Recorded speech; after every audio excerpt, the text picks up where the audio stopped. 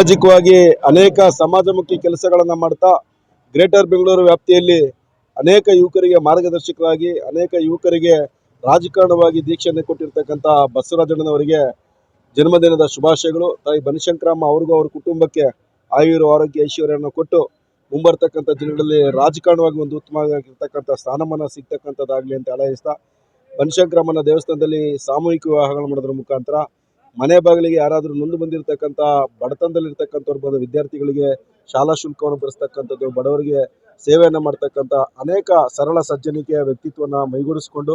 ಮಕ್ಕಳಿಗೂ ಸಹ ಸಾಮೂಹಿಕ ವಿವಾಹದಲ್ಲಿ ವಿವಾಹ ಮಾಡೋದ್ರ ಮುಖಾಂತರ